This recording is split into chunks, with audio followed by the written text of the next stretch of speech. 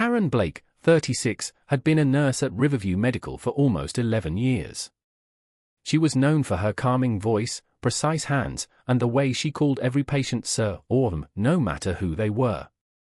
That Tuesday afternoon, a man limped through the ER doors.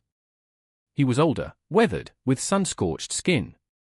His ID read Thomas Grady, and his dog tag said U.S. Army. He had a deep, jagged wound on his shin, was dangerously dehydrated, and clearly suffering from infection. The front desk clerk whispered it.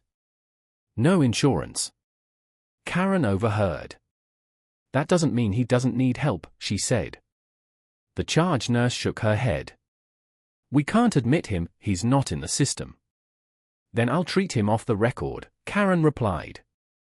She grabbed a medkit, bandaged the wound, gave him antibiotics, and handed over a protein bar from her own lunch stash.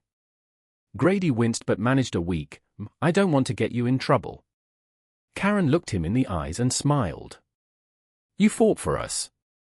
The least I can do is make sure you don't walk out of here infected. The next morning, she was called into administration. You broke protocol. Dispense meds without authorization. Karen stood tall. I helped a man who served this country. You're suspended pending review, they replied. No hearing. No appeal. Just a sterile hallway and a silent walk to the parking lot. 11 years of service, erased with a sentence. She drove home gripping a box of personal items. Her badge? Gone. At home, she brewed tea she wouldn't drink and stared at the sunset leaking across the living room carpet. I'd do it again, she whispered to no one. By evening, whispers had started to spread. Staff murmured. Some praised her quietly. Others avoided eye contact. Online, someone posted. Nurse suspended for treating a veteran without insurance, welcome to 2025. Comments exploded. She's a hero. Period. This is what's wrong with healthcare in this country. If he were a millionaire, he'd be treated in seconds. No statement came from the hospital. No apology. Karen sat on her porch trying not to cry, phone buzzing non-stop. But one message stood out. He told me what you did. You don't know me, but I know him. I'm coming. No name. No number. Just that. The next morning, at 10:17 a.m., the elevator in the hospital lobby dinged again. Out stepped Lieutenant General Mark Jennings. 3 stars on his uniform. Unannounced. The security guard froze. Can I help you, sir? I'm looking for Nurse Karen Blake. The staff buzzed. Phones came out. Faces peeked from behind desks. The administrator, Charles Dunham, rushed down. General, may I ask what this is about? I'm here to speak on record, Jennings replied, loud enough for the lobby to hear. And he did. She helped a man I served with, he said. Thomas Grady saved my life in Kandahar. Twice. When our Humvee got hit by an IED, Grady dragged me out, bleeding, under fire, with zero protection. He never once asked about rank, insurance, or policies. He just moved. Jennings turned to the front desk. I understand you turned him away for not having insurance. I'd like to know who made that call. Silence. Then he held up a letter, signed and sealed. This is addressed to the Secretary of Veterans Affairs. And this, he handed a smaller envelope to a staffer, is for Nurse Blake. She was outside, sitting on the curb. Karen stood as the general approached. Permission to thank you properly, I'm not military, she replied quietly. No, but you remembered what we fight for. He handed her the envelope. Inside, an invitation to speak at the National Summit on Medical Ethics. And a job offer. Veterans Affairs Regional Emergency Liaison. Camera shutters clicked. Reporters gathered. But Karen said nothing.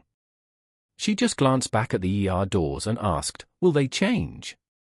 Only if someone like you walks back in, the general said. By nightfall, Karen Blake's suspension had become a national story. Veterans flooded the hospital's phone lines. Comments poured in. Journalists called. 2 private clinics offered her new positions. One even offered to pay off her mortgage. The hospital admin team scrambled. The board called for an emergency review. Even a local congressman's aide reached out. Meanwhile, Dunham, the administrator, couldn't sleep. This isn't about veterans, he insisted at the staff meeting. It's about policy, safety, order. But a young nurse asked, safe from what? Compassion. The question hung in the air. The next day, Dunham stood in the courtyard.